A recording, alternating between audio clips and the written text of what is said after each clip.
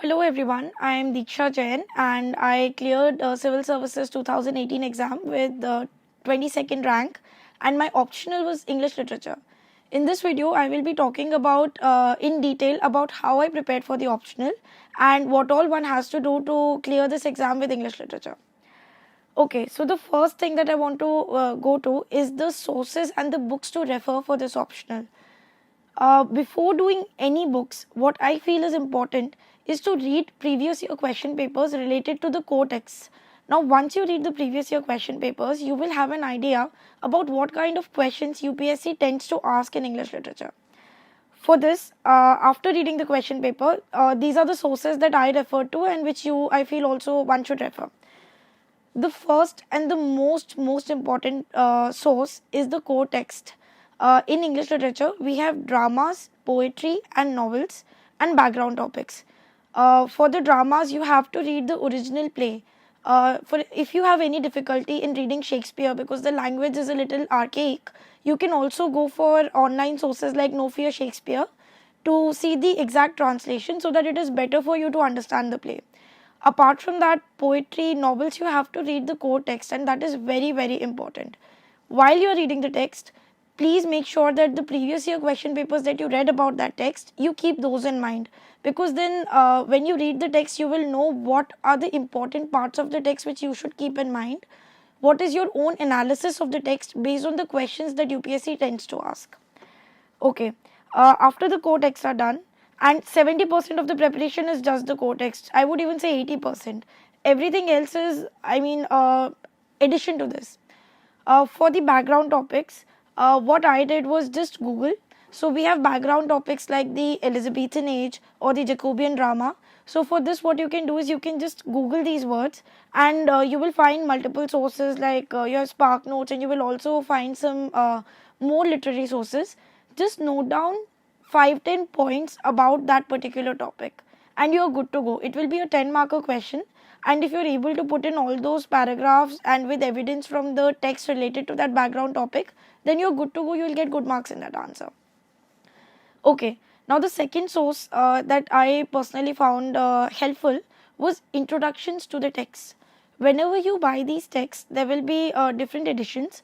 For however many texts you can find a worldview edition, it is very good. The introduction is usually very well written. So what happens, but other introductions are also fine.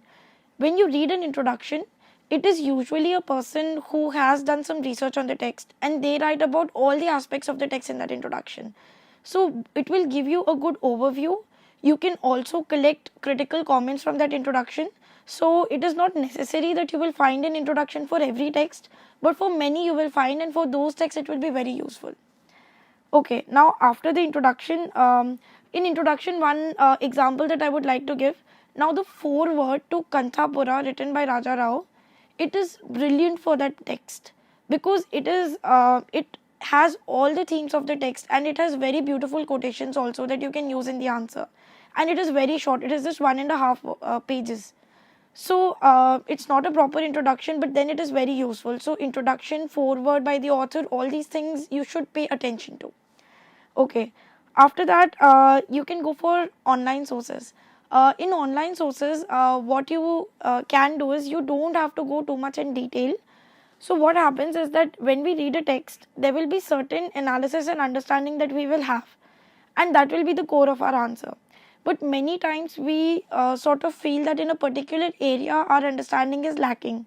For example, maybe I might feel that in Pride and Prejudice, if I were to get the question that I need to do a feminist analysis of the text, I might feel that I don't have enough number of points, or I still am trying to understand the text.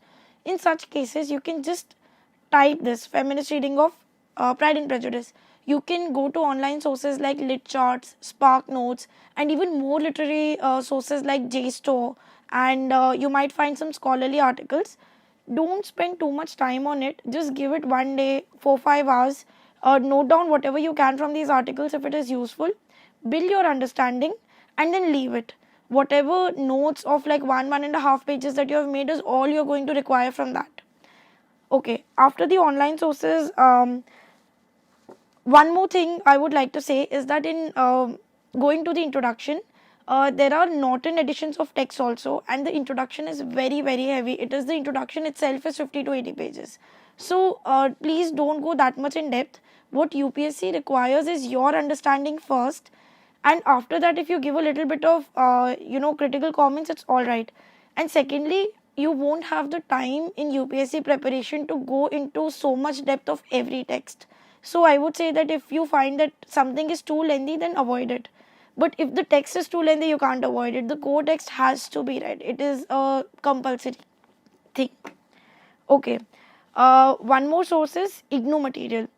So what I found was that Indira Gandhi Open Institute of Learning, for MA, it has many texts which are there in the English literature optional. So for some in which I was looking for some content, for Pride and Prejudice for example, I was looking for some content. So I went to their website, I downloaded the PDF, I went through it, I made little notes from it, and that was it. It helped me in sort of enhancing my answers. So I found that material to be decent. It is not very good, but then decent will get you decent marks in UPSC also. Now all our sources are done. Now we are talking about the preparation strategy, how to go about the preparation of this paper. Now how I went was, first was to read the previous year questions, then read the core text. The core text is very important. So when you're reading the text, I would always do this. Whichever quotation I think is useful and important, I used to note it down to be used in answers. For example, so in Milton's Pride and Prejudice, if there is a question that do a psychoanalytical reading of Pride and Prejudice, and if you start your answer or if you use this quotation in the answer from Paradise Lost itself, that the mind is its own place and in itself can make a heaven of hell or a hell of heaven. This is the core way in which you can understand hell and heaven as just states of mind.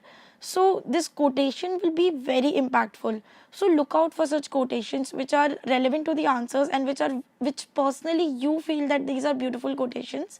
And when you use them, it will put a smile on the examiner's face, and it will fetch you extra marks. Okay. Second thing is, so whenever you Google around, please don't go too much in detail. What I used to do was, after reading the text, I would just do a general, I would go to lit charts, I would see if there is somewhere where I'm lacking depth. I would go and Google those things. I did not, compulsively Google everything about every text, because that is not required. Wherever you feel that preparation is required, there you use online sources more. If you feel that the introduction that you have read or the understanding that you have is enough, then it is perfectly fine. Okay, now third thing is answer writing. Answer writing is the most important thing generally for UPSC mains, but also for UPSC optional paper. In English literature, how do you practice answer writing? Firstly, please use previous year questions to practice answer writing, because the major themes that are asked in UPSC are the same. They are being repeated because there are 4-5 themes for each text, and only they keep getting asked in a cyclical manner. So the more you practice, the more you will be prepared for the questions which will come in the exam. Okay, now I wanted to discuss a little bit in detail about answer writing. Firstly, in answer writing, what is important? A good introduction and a good conclusion is always important. In introduction, what you can do is, you can begin by a quotation. You can begin by your own understanding, which is well framed and apt to the question that is being asked. Because the introduction has to be bang on the question. Please don't do this, that you in the answer you have just summarized the entire text, that this happened and then this happened, then she said this to this person. Because that is not what they are asking. They are asking for your analysis. So the answer has to be analytical and not a summary based answer. Another thing in answer writing is use of quotations, as I mentioned earlier. The more quotations, at least use 3-4 quotations in one answer, it will fetch you at least 4-5 extra marks. I can tell you that much. In answer writing, whenever you make a point, whether it is, for example, if you're making a point that Alexander Pope in The Rape of the Lock satirizes the conventions of the society of that time, then please give evidence of it also. And evidence is what? Evidence is, one is quotations from the text. Two, it is incidents from the text also. If you don't remember the exact quote, you can say that, for example, you can say that cutting the lock of Belinda was also a satire on the way on women and their vanity of during that period of time. So that evidence will act as good as a quotation. You can use a quotation elsewhere where you remember the exact quote. So use evidence to back up your point, because if you just make a point without evidence, then you'll get no marks for it. It will be very vague and very generalized. Okay. Third thing about the answer is that paragraphs should be well connected. It is not a GS paper answer that you can just write in point form and just wait. You can't. The literature answer has to be a cohesive whole. A person must feel that from beginning to end it is one piece, and if there is a good answer, one does not feel it feels so effortless, because you start reading and you end reading and it seems like everything has been said without any effort at all. So that is the way you should judge your answer. If you feel that your answer is becoming abrupt, then try to correct those things. Try to make it more jointed and more wholesome. Okay. The next thing is that language based. In UPSC, the time allotted for a question is very less. I am from an English literature background, and we used to write 8 sheets, like 8 sides of a sheet for the same answer, in which UPSC you will get only 4 sheets, 3 sheets, or even 2 sheets. So the idea is that you have to say all of that, but you have to say it in much fewer words. So how do we do that? First thing is language based. You need to use shorter and more direct sentences. You can't be talking about if you can reach a place directly, please don't take the zigzag route, even though the zigzag route might be more beautiful and more artistic. The more direct and the more to the point you are in the answer, it will be more impactful and you will be able to say much more in your answer. In this regard also, what you can do is that in university what we used to do, that for making one point, we would give multiple evidences from the text. That if I am saying that that Elizabeth is a very strong character, and then I will give one evidence, then 2 evidence, then 3 evidence, just making one point. So that increases the length of the answer. It also shows that you've read the text well. But in UPSC that is not required. You give one good evidence for one point. With this, what will happen is that you will be able to include more points. You will be able to include diverse kind of quotations, diverse kind of evidences, and it will enrich your answer. What you were saying in 8 sides it is possible to actually say it in only 4 sides. But it has to be done very meticulously. And the only way to get there is to practice. The more answer writing you practice, the better your answers will become. And for this, there is a word of caution. Please practice with a timer. Because UPSC will give you 7 minutes for a 10 marker, I think around 14 minutes for a 20 marker. So if you are taking 20 minutes to write a 20 marker answer, then you will not be able to complete the paper. Then it will be pointless, because other answers which you knew, you will not be able to contribute anything to them. The idea is that whenever you practice answers, practice with a timer.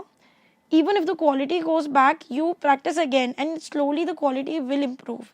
Another way of doing it is also that you improve the quality first and then try to crunch it in time. But I found the former way to be more useful, because then once you get used to writing in a particular amount of time, then your mind starts working like that. So practicing in a timer is very, very important. The last thing which I found was important for my preparation was making consolidated notes. As I have mentioned earlier also, whenever I read a text, I used to note down the quotations. If I felt that I had a different perspective, a way of looking at that text, then I would also write down my point of view in that paper. Apart from that, I would also mention if I have read some quotation somewhere, some critics' comments, which I feel could be relevant to the answer, something from the introduction or online sources, then I would note all these things down in a piece of paper.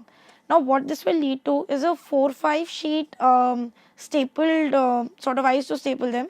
So 4-5 sheets of notes for one text. 2 sides for a background topic, and these can be easily revised. This time we had a 7-day break before the optional paper, and I could go through all my notes for all the texts before the exam. And I can tell you that really helps, because then you feel very refreshed and you feel in control of the exam. And it is easier to remember quotations if you've revised them recently. So do make consolidated notes. It is very useful, and it really helped me a lot. And I think that's it from my side. I personally, I did not take any classes. There are hardly any classes available for English literature. I did all of this on my own. I also got guidance from my mentor, Mr. Gaurav Garg. He's an IRS officer who also cleared on his own with English literature as a background. So it would be good if you can find somebody who can check your answers, because then you can get feedback on that. You can talk to college professors, you can talk to previous year people like me or other people who've cleared with English literature. There are many people. So it would be good if you can find somebody to correct your answers. And that would be all. It is a great optional to have, because the beautiful thing about literature is, number one, it does not feel like studying at all.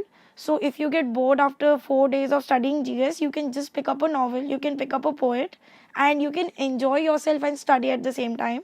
And it is a very beautiful thing. Even to this day, even I don't remember my GS papers that well, but I do remember my literature paper very well, because a lot of love and affection has got into it. So I hope you enjoy it as much as I have enjoyed giving this paper. Thank you so much. Don't forget to subscribe with us and press the bell icon to never miss the video on Chanakya IAS Academy.